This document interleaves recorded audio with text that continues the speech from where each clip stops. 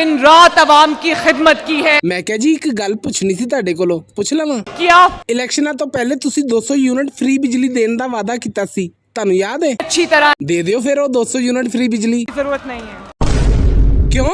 मेरे लिए नामुमकिन है। नामुमकिन है?